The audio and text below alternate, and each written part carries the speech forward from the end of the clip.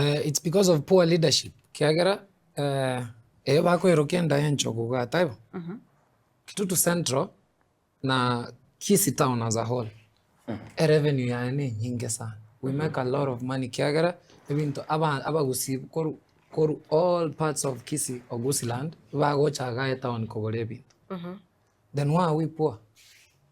We are poor because it's again tekekere systematic. Okoligere libiyabuna nateba, your leader decides your fate. Na agenda magaga abo basi. Ega oko etaminyi nkoso eme gochuma. Chirami chiro siriba kenyomba yomo. Nkaboli why is it so nkatebe gunya chayo ngete na barai bande bakare. So it starts and ends with leadership. Kegero oligere libuya ntwa barai tu atwalire gaiga. Rabono buna Matilda koruga Jokville so gochi.